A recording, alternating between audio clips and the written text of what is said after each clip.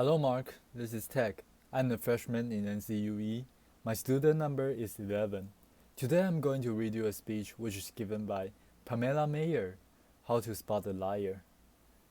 Okay, now I don't want to alert anybody in this room, but it's just come to my attention that the person to your right is a liar. Laughter. Also, the person to your left is a liar. Also, the person sitting in your very seat is a liar. We're all liars. What I'm going to do today is I'm going to show you what the research says about why we're all liars, how you can become a lie spotter, and why you might want to go to the extra mile and go from lie spotting to the truth seeking, and ultimately to trust building.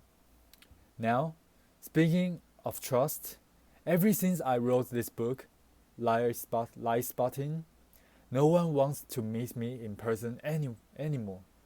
No. They say, it's okay, we'll email you. Laughter. I can't even get a coffee date at Starbucks. My husband's like, honey, deception? Maybe you could have focused on cooking. How about French cooking? So, before I get started, what I'm going to do is I'm going to clarify my goal for you, which is not to teach a game of gotcha.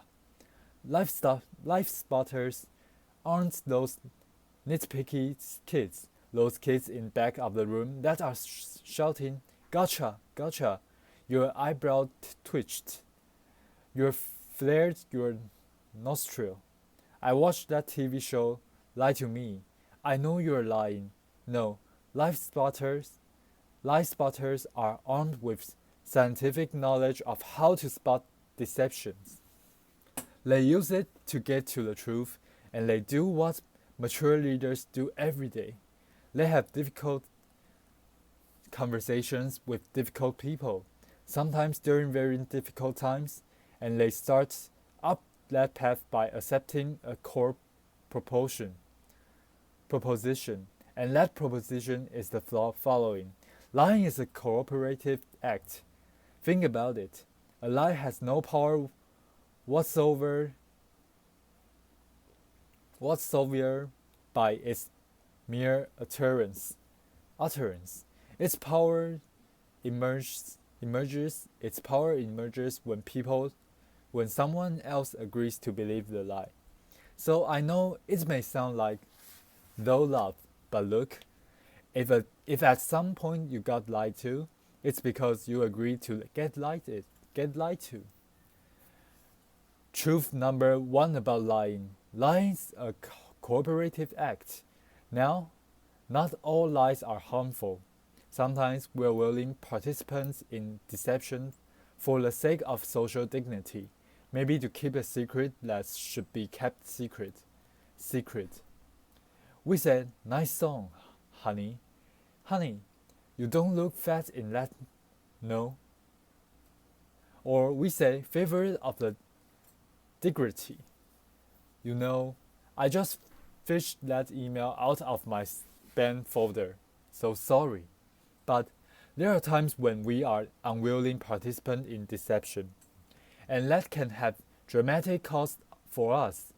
Last year saw $997 billion in a corporate fraud alone in the United States. That's an eyelash under $1 trillion. That's 7% of revenues. Deception can cost billions. Think Enron, Madoff, the mortgage crisis.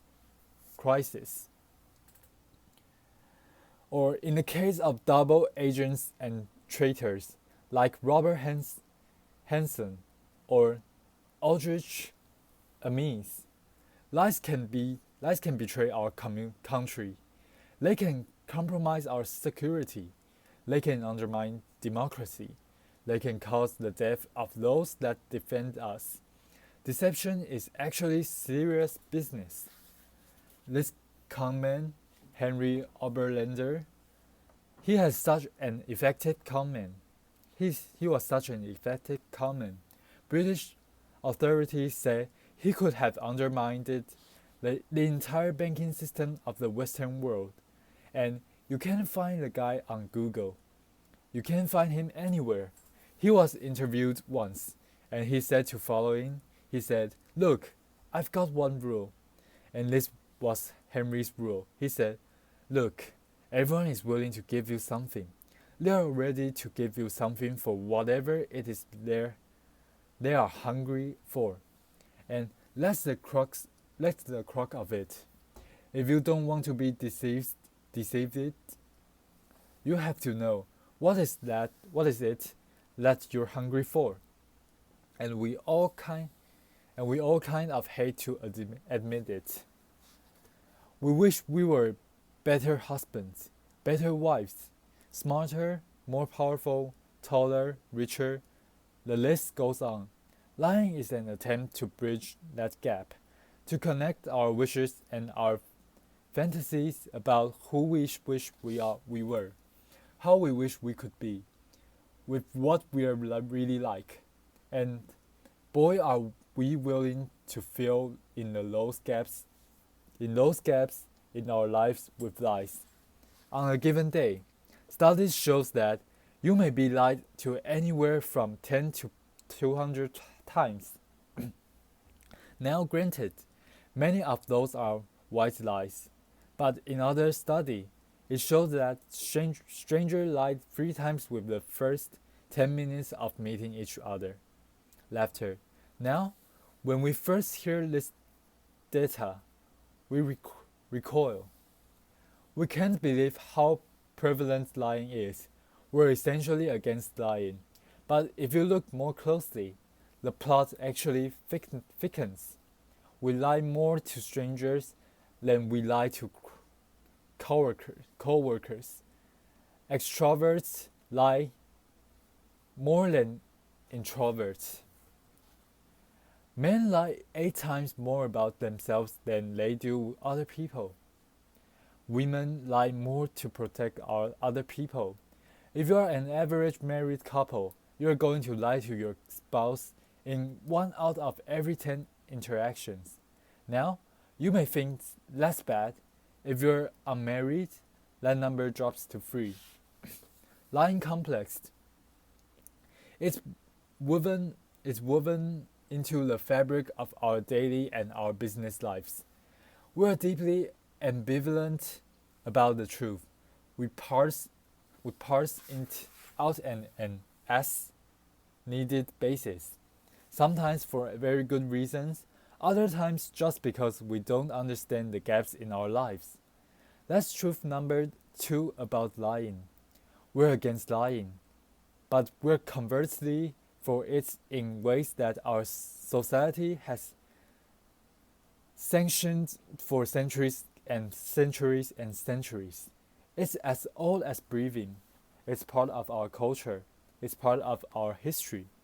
Think Dante, Shakespeare, the Bible, news of the world, laughter. Lying has evolutionary value to us as a species. Researchers have long known that the more intelligent the species is, the larger the neocortex, the more likely it is to be deceptive. Now, you might think, remember Coco? Does anybody remember Coco the gorilla who was taught sign language? Coco was taught to communicate via sign language. Here's Coco with her kitten. It's her cute little, fluffy pet kitten. Coco once blamed her pet kitten for ripping a sink out of a wall.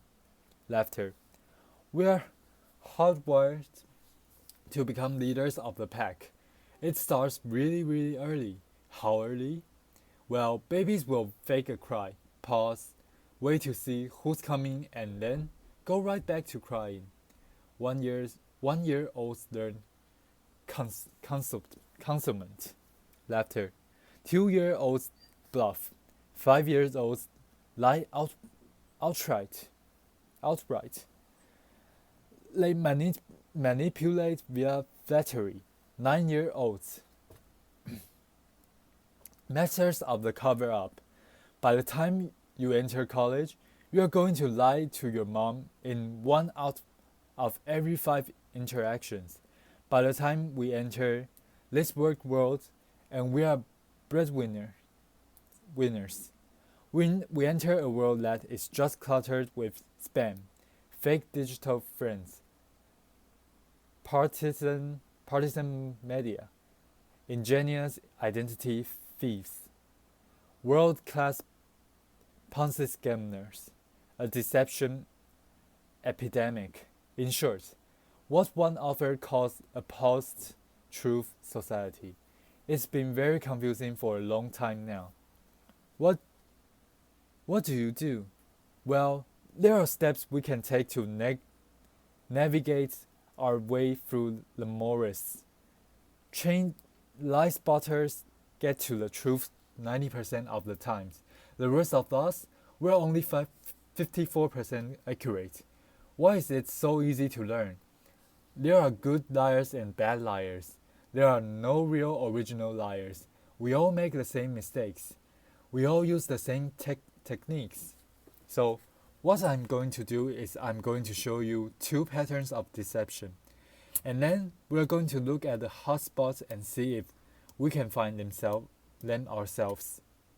We're going to start with speech, video. Bill Clinton. I want you to listen to me. I'm going to say this again. I did not have sexual relations with that woman, Miss Lewinsky. I never told anybody to lie, not a single time, never. And these allegations are false, and I need to go back to work for the American people. Thank you. Applause. Pamela Meyer. Okay, what were the telltale signs? Well, first we heard what's known as a non-contract denial. Study shows that people who are overdetermined in their denial will resort to formal rather than informal language. We also heard distancing language. That woman. We know that liars will unconsciously distance themselves from their subject, using language as their tool. Now, if Bill Clinton had said, well, to tell you the truth, or Richard Nixon's favorite, in all candor, he would have been a dead giveaway for any lie spotter that knows that qualifying language, as it's called, qualifying language like that, further discredits the subject. Now, if he had repeated the question in its entirety, or if he had prepared his account with a little too much detail, and we are already glad he didn't do that, he would have further discredited himself. Freud had it right. Fred said, look, there's much more to it than speech. No mortal can keep a secret. If his lips are silent, he chatters with his fingertips. And we all do it no matter how powerful you are. We all chatter with our fingertips. I'm going to show you Dominic Strauss-Kahn with Obama who's chattering with his fingertips. Laughter. Now, this brings us to our next patterns, which is body language. With body language, here's what you have got to do. You have really got to just throw your assumptions out the door. Let the science temper your knowledge a little bit, because we think liars figured all the time. Well, guess what? They're known to freeze their upper bodies when they are lying. We think liars won't look you in the eyes. Well, guess what? They look you in the eyes a little too much just to compensate for that myth. We think warmth and smiles convey honesty, sincerity, but a trained lie spotter can spot a fake smile a mile away. Can you all spot the fake smile here? You can consciously contract the muscles in your cheeks, but the real smile is in the eyes. The crow's feet of the eyes. They cannot be consciously contracted, especially if you overdid the buttocks.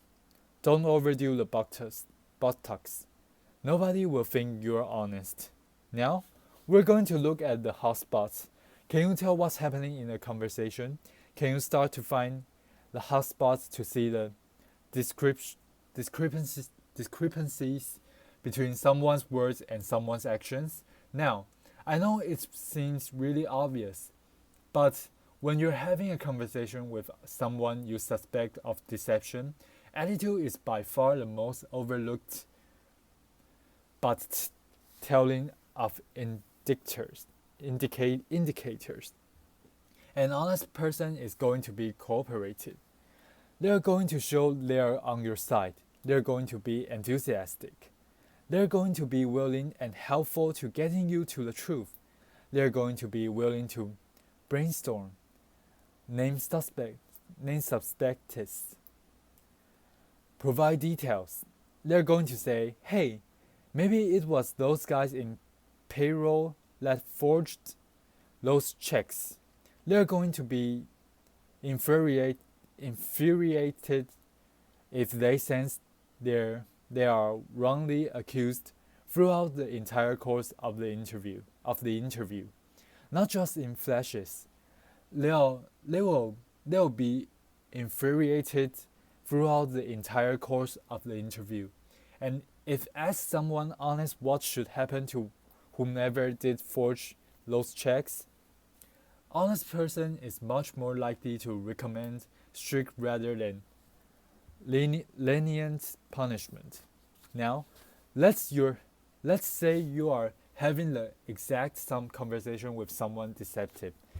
That person may be withdrawn, look down, lower their voice, pause, be kind of herky-jerky.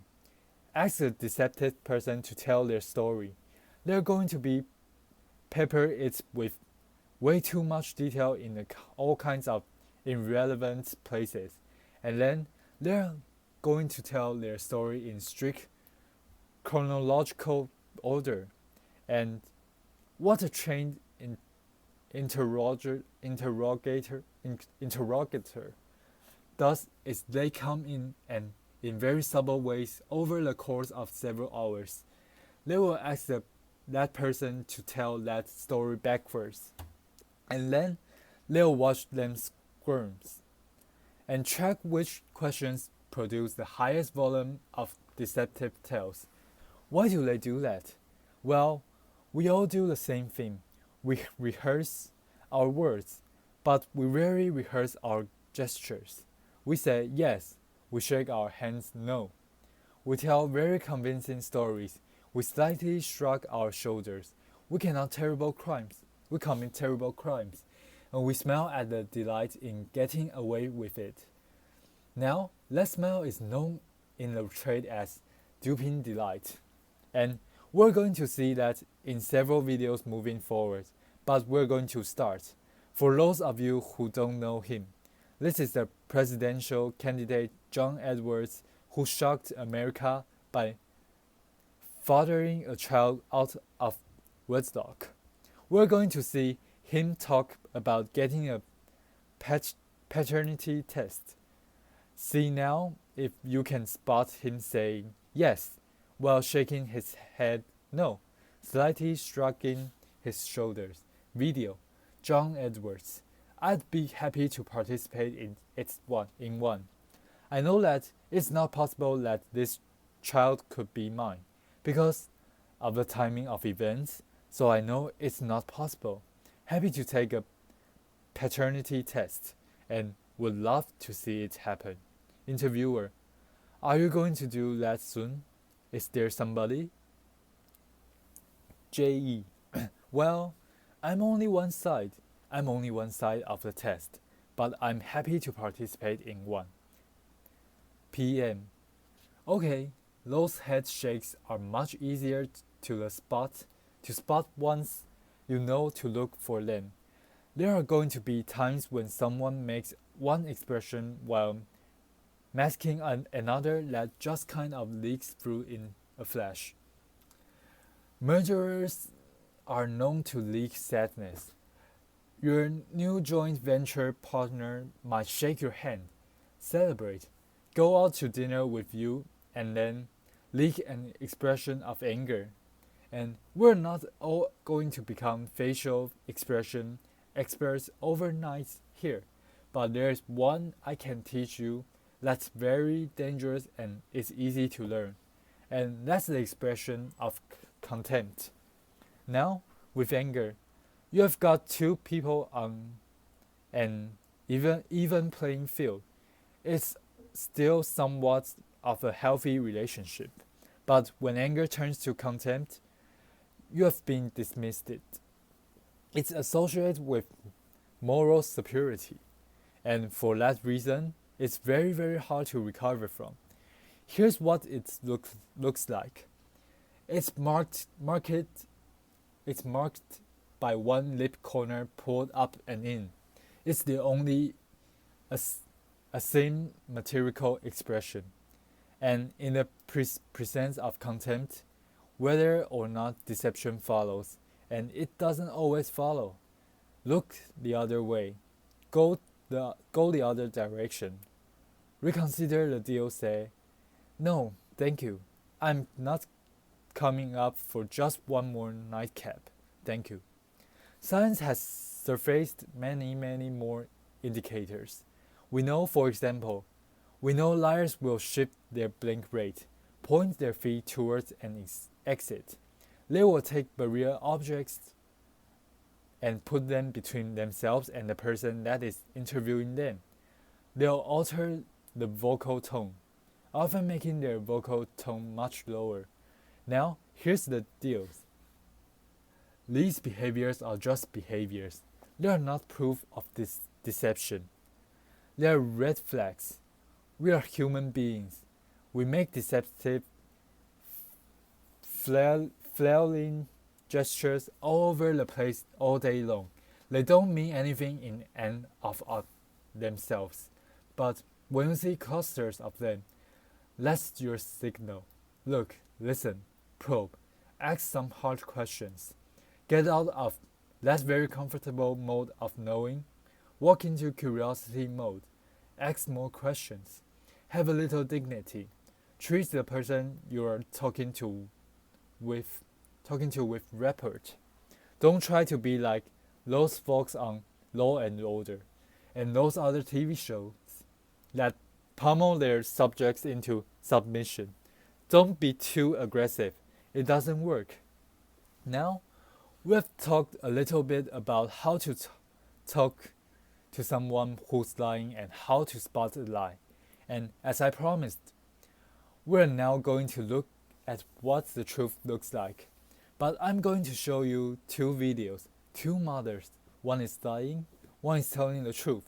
And these were surfaced by researcher David Matsumoto in California. And I think they are an excellent example of what the truth looks like. This mother, Diane Downs, shot her kids at close range, drove them to the hospital while they bled all over the car, claimed a scratchy-haired stranger did it. And you'll see when you see the video, she can't even pretend to be an agonizing mother. What you want to look for her is an incredible discrepancy between horrific events that she describes and her very cool demeanor. And if you look closely, you'll see duping delight throughout this video. Diane Downs. At night when I close my eyes, I can see Christy reaching her hand out to me while I'm driving, and the blood just kept coming out of her mouth, and that maybe it'll fade too with time, but I don't think so. That bothers me the most. PM. Now I'm going to show you a video of an actual grieving mother Iranian, confronting her daughter's murder and torture in court. Here you are going to see no false emotion, just the authentic expression of a mother's agony. agony. Video, Iranian. I wrote this statement on 3rd anniversary of the night you took my baby, and you hurt her, and you crushed her. You terrified her until her heart stopped it. And she fought, and I know she fought you. But I know she looked at you with those amazing brown eyes, and you still wanted to kill her. And I don't understand it. And I never will. PN. Okay. There's no doubting the veracity of those emotions. Now, the technology around what the truth looks like is progressing on, the science of it. We know, for example, that we now have specialized eye trackers and infrared brain scans, MRIs that can decode the signals that our bodies send out when we are trying to be deceptive. And these technologies are going to be marked to all of us as panaceas for deceit. And they will prove incredibly useful someday. But you have got to ask yourself in the meantime, who do you want on your side of the meeting? Someone who is trained in getting the truth, or some guy who's going to drag a 400-pound electronic hologram through the door. Lie spotters rely on human tools. They know, as someone once said, characters who you are in the dark. And what kind of interesting is that today? We have so little darkness. Our world is lit up 24 hours a day. It's transparent with blogs and social networks broadcasting the buzz of whole new generations of people that have made a choice to live their lives in public. It's a much more noisy world. So one challenge we have is to remember, oversharing, that's not honesty. Our manic tweeting and texting can blind us to the fact that the subtleties of human decency, character, integrity. That is still what matters. That's always what's going to matter. So in this much noisier world, it might make sense for us to be just a little bit more explicit about our moral code. When you combine the science of recognizing deception with the art of listening, you extend yourself from collaborating in a lie. You start up that path of being just a little bit more explicit, because you signal to everyone around you. You say, hey, our world is going to be an honest one. My world is going to be one where truth is strengthened and falsehood is recognized and marginalized. And when you do that, the ground around you starts to shift just a little bit. And that's the truth. Thank you. Applause. So this is the entire speech. Thank you for listening.